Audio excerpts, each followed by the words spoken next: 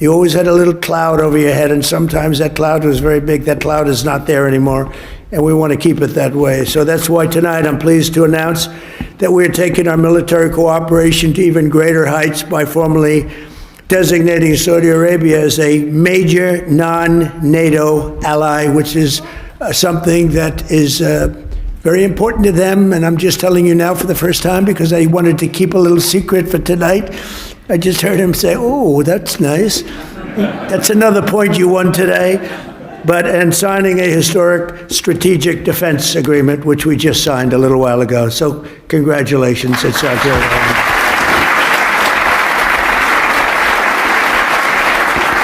A stronger and more capable alliance will advance the interests of both countries, and it will serve the highest interest of peace, and we all share in peace, and we've never had and been so close to truly everlasting peace in the Middle East. All my life I've heard, oh, peace in the Middle East, but it'll never happen. We did it. Now we have to make sure it matures properly and is really as strong as we think it can be, but we've gotten all good signals. I want to just thank you for all the help, too. I want to thank the Crown Prince for the role he played in the transformational peace deal that was achieved last month, and so many of the other things that happened to end the war in Gaza. Gaza, while it looks a little bit messy, it has for many, many years, I will tell you, many decades, but it's getting very close to being perfected. And people are shocked, and even the great experts that have gone around criticizing badly every country and every president and everything, they were all saying that what's taking place in the Middle East is a miracle. They're just calling it a miracle, and we're going to make it a miracle, and we're very close to doing that. But as you know, all of the living hostages were returned to their families. We got all 20 out of 20. And likewise, this sounds terrible, but the parents of the dead people, young men, mostly young men, almost all young men, they wanted those bodies back as much as the parents of the living. The parents of the living would do anything to get their boy back, and they got him back. And the parents of the dead wanted them just as much. It almost seemed as though they wanted them more. And today, through the efforts of Steve Witkoff and Jared Kushner and Marco Rubio and everybody worked together. We worked so hard together. 2 more bodies were brought back, and we're up to almost the full count. I think we're too short right now, and a lot of work has been done by Hamas, and a lot of people said they wouldn't be doing that, but they did do it. And the bodies have been delivered to the families, to the mothers, to the fathers, and at least they can be in peace. It's amazing. It was a miserable period of time. We have 2 more to go, and I think we'll be getting them also. Not easy. That was not easy, not an easy situation. I've met with many of those parents, and what a time they've had. But we also want to thank all of the people living in Gaza, the residents of Gaza, and they've, as you know, begun to move back to their homes, and a lot more safety. They said today a lot more safety than they've ever had before.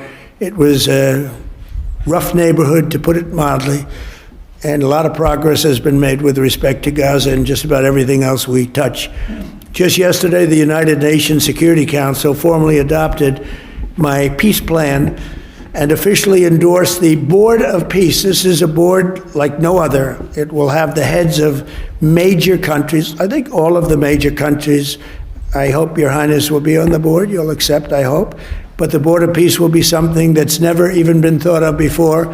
And it's covering Gaza, but it'll end up covering large portions of the world.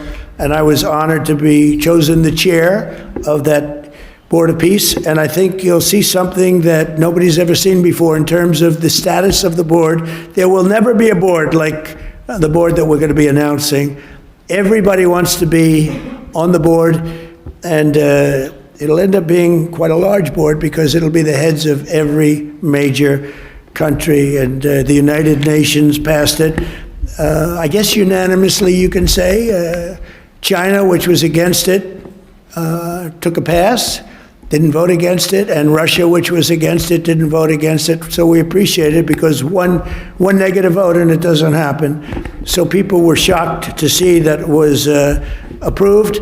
And that was a great honor. It's a great honor for me, I will tell you. I think it's something like nobody's ever even imagined. So it's called the Board of Peace, and watch for it because it's going to do some fantastic things.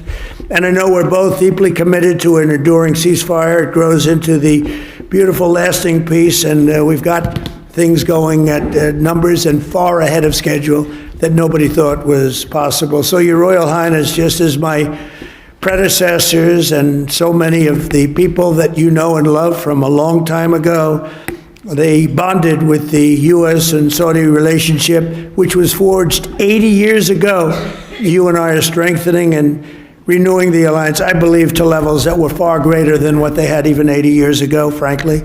We pray that we will be celebrated by our own descendants some days for this incredible relationship that's been built between the United States of America and Saudi Arabia. Someday they maybe will talk about us as being two wonderful men. Forget about great. Wonderful is okay. But two wonderful men that did tremendous work for their countries, and that bond is very important. Our friendship and blessings to America, to the Kingdom of Saudi Arabia, and to the world stand out and will always stand out to me. So I look forward to working with you, and we'll be here for 3¼ years. For the Trump, that's like an eternity. You know, for somebody else, that doesn't sound long. But we love doing it. We love, we have an expression, make America great again. And that's what we're doing beyond what anyone even thought possible. So I just want to thank you for being a very big part of it. And I want to thank you for a $1 trillion investment and contribution toward our country. That's a lot of jobs. Thank you very much. Thank you. Please.